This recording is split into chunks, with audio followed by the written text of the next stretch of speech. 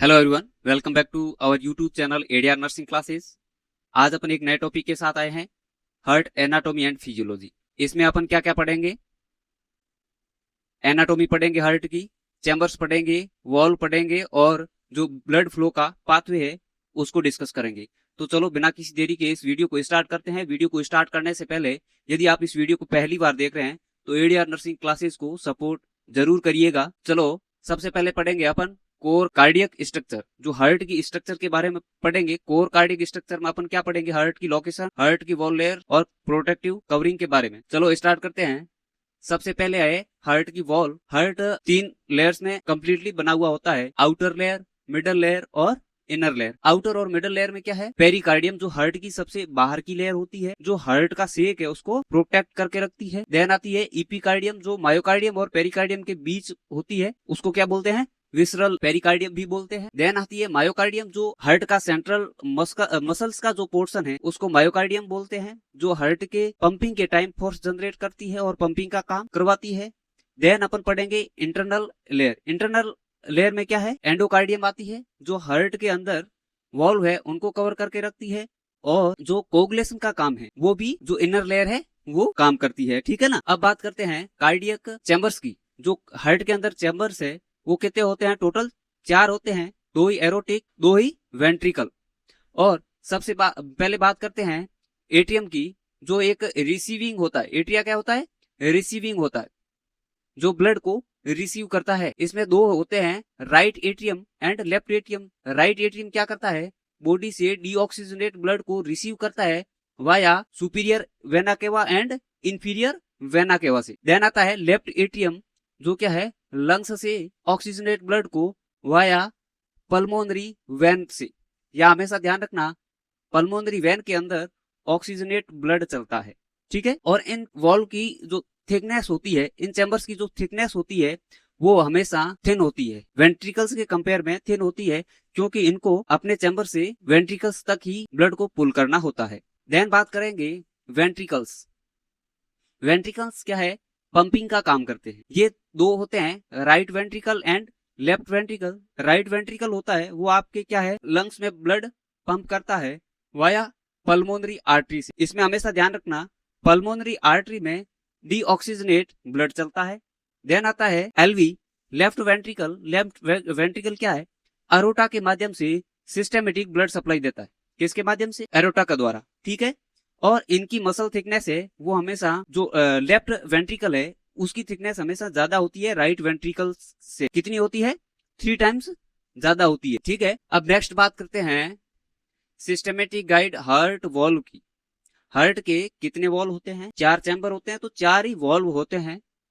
सबसे पहले अपन पढ़ते हैं ट्राइकस्पिड वॉल्व, जो क्या है? एट्रियोवेंट्रिकुलर वॉल्व है। ये किसके बीच होता है? राइट एट्रियम और राइट वेंट्रिकल्स के बीच में होता है। ठीक है। और ये क्या, इसका काम क्या है? Back flow into right atrium. Right atrium से एट्रियम में वापस ब्लड आने से रोकता है। देन आता है बाइकस्पिड वाल्व, जिसको अपन मिट्रल वाल्व भी बोलते हैं। ये भी एक प्रकार का एवी वाल्व है। किसके बीच पाया जाता है? लेफ्ट और लेफ्ट वेंट्रिकल्स, लेफ्ट एट्रियम और लेफ्ट वेंट्रिकल के बीच में पाया जाता है। इसका भी काम क्या है? Back flow into left atrium. Left atrium में वापस ब्लड आने से रोकता है। और देन पढ़ते हैं अपन 2 सेमिल्यूनर वॉल्व। सेमिल्यूनर मतलब अर्धचंद्राकार वॉल्व। ये क्या है? Pulmonary valve. ये भी सेमिल्यूनर वॉल्व है। ये क्या है? राइट वेंट्रिकल और पल्मोनरी आर्टरी के बीच में पाया जाता है। इसका काम क्या है? वापस राइट वेंट्रिकल्स में ब्लड फ्लो को रोकता है। देन आता है एओर्टिक वॉल्व। ये भी सेमिल्यूनर वॉल्व है। इसका काम क्या है? ये किसके बीच में पाया जाता है? बिटवीन लेफ्ट वेंट्रिकल्स और एरोटा के बीच में। इसका काम क्या है? वापस बैक फ्लो को रोकता है लेफ्ट वेंट्रिकल में। नेक्स्ट बात करते हैं अपन internal anatomy and septum. Heart के इंटरनल एनाटॉमी की। ठीक है।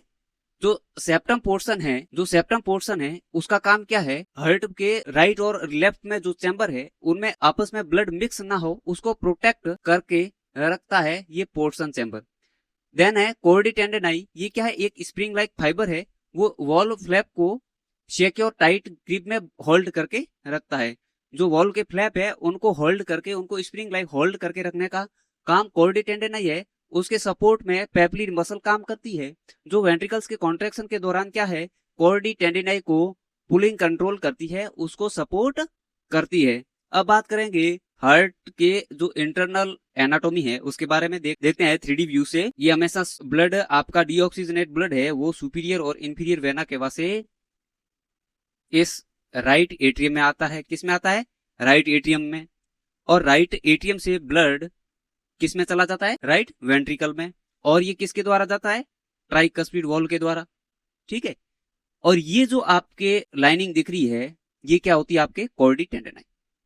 और कॉर्डी टेंडनाई जिससे बंधी हुई दिख रही है आपको मसल्स लाइक स्ट्रक्चर से, वो आपकी पेपिलरी मसल्स है। ठीक है। ये आपका राइट वेंट्रिकल है।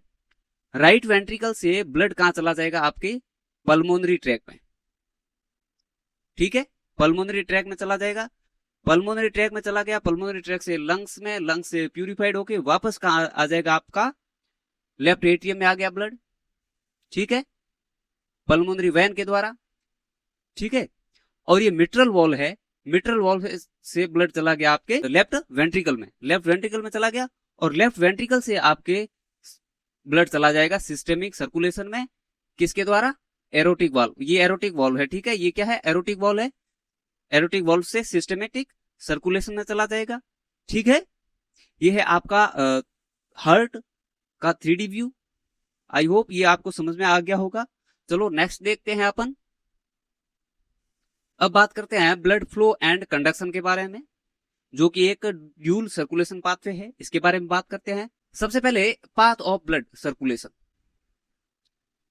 हमेशा ये 4 कैटेगरी में पूरा होता है। 2, 3, 4।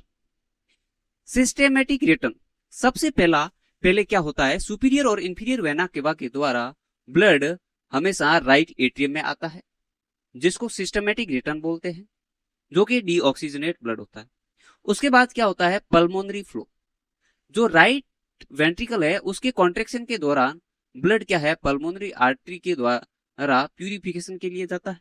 देन क्या होता है? Oxygenate enrichment. जो ऑक्सीजनेट ब्लड है पल्मोनरी वेन के द्वारा आपका किस में आता है? लेफ्ट एट्रियम में। लेफ्ट एट्रियम में आ गया। देन क्या होता है? Systematic output. जो आपका लेफ्ट वेंट्रिकल है वो अरोटा के माध्यम से एक स्ट्रॉन्ग प्रेशर के साथ डिस्ट्रीब्यूट कर देता है पूरे सिस्टम को। ठीक है। ये है आपका सिस्टेमेटिक सर्कुलेशन। सबसे पहले सिस्टेमेटिक रिटर्न हुआ, देन क्या है? पल्मोनरी फ्लो स्टार्ट होता है। देन क्या होता है? ऑक्सीजन इनरिचमेंट ब्लड है वापस रिटर्न होता है, और एक सिस्टेमेटिक आउटपुट होता है। अरोटा के माध्यम से पूरे बॉडी को ब्लड सप्लाई हो जाता है। अब नेक्स्ट बात करते हैं इलेक्ट्रिकल कंडक्शन सिस्टम की। सबसे पहले आता है इसमें ऐसे नोड। ऐसे नोड को द पेसमेकर भी कहा जाता है। ठीक है।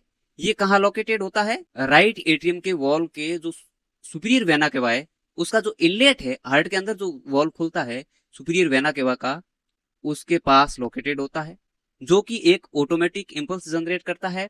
पर मिनट कितनी करती है? 70 से 80 नॉर्मल ये जनरेट करता है। ये कम ज्यादा भी हो सकता है, अकॉर्डिंग टू कोई एबनॉर्मलिटी पे निर्भर करता है, बट जो एक नॉर्मल अडल्ट है उसमें हमेशा 70 to 80 माना गया है जो इंपल्स जनरेट करता है पर मिनट। और यहाँ से इंपल्स कहाँ चले जाते हैं? एट्रियो वेंट्रिकुलर नोड में चला जाता है।